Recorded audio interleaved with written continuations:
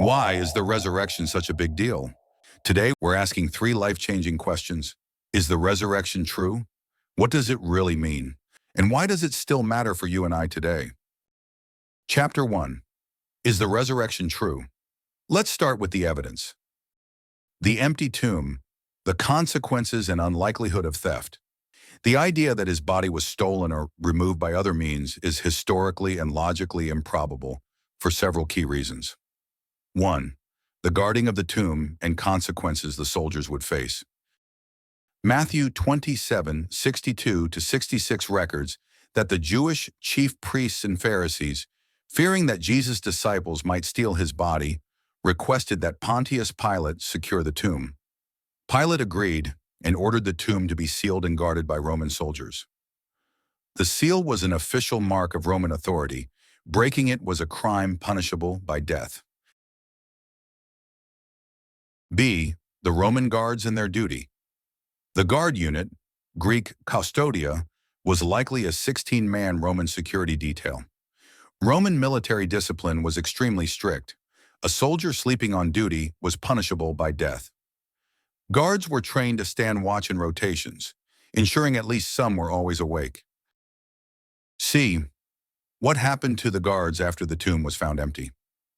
Matthew 28:2-4 states that a violent earthquake and an angel caused the guards to fall as though dead in terror. After discovering the empty tomb, some soldiers went to the Jewish chief priests. The religious leaders bribed them with a large sum of money to spread the false story that the disciples stole Jesus' body while they slept. This was a desperate attempt to cover up the supernatural event because, if the guards were asleep, how would they know the disciples stole the body? The death penalty for failing in their duty meant they would never admit such negligence unless heavily protected by the Jewish leaders. The Jewish leaders promised to appease the governor, Pilate, if the matter reached him. 2. The disciples were in fear, not in a position to steal the body. The psychological and emotional state of the disciples after Jesus' death provides further evidence that they could not and would not have staged a body theft. They were hiding in fear.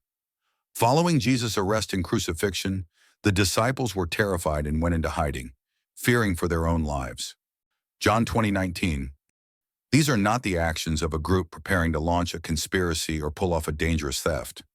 They were grieving, disillusioned, and afraid. They had no expectation of resurrection. Far from waiting in hopeful anticipation, the disciples were initially skeptical when told that Jesus had risen. But they did not believe the women because their words seemed to them like nonsense. Luke 24:11, NIV. 3. They later died for their belief. If the disciples had stolen the body and fabricated the resurrection story, they would not have willingly suffered persecution and martyrdom for what they knew was a lie. Their unwavering testimony, even in the face of torture and death, is a powerful argument for the truth of the resurrection. B. The Jewish and Roman authorities had every reason to produce the body. If Jesus' body had been stolen or moved, the religious and political powers of the time had every motivation and means to uncover it quickly. But no body was ever produced. Despite access to soldiers, intelligence, and influence, neither the Roman nor Jewish authorities could present Jesus' body. The tomb was truly empty. This silence from Jesus' enemies is one of the strongest historical arguments for the resurrection. Taken together, the secure tomb, the fearful and disbelieving disciples, and the failure of authorities to produce a body create a compelling case that Jesus' body was not stolen or moved by human hands. Instead, the only consistent explanation with the facts is that he rose from the dead, just as it is written. Chapter 2. What the resurrection really means. The resurrection of Jesus Christ is not just a historical event, it is the turning point of all human history. It changed everything for the disciples, and it changes everything for us. So if the resurrection is true and the evidence shows that it is, what does it mean? It means Jesus is who he claimed to be. Jesus wasn't just a good teacher or a prophet.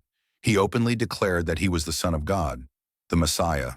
He not only predicted his death, but also his resurrection, something no other religious leader has done and actually fulfilled. If Jesus is truly alive, then he is Lord. And that means he is worthy of our trust, our obedience, and our worship. And if Jesus conquered death, he can conquer anything in your life too. So the question isn't just, did Jesus rise? It's what will you do now that he has?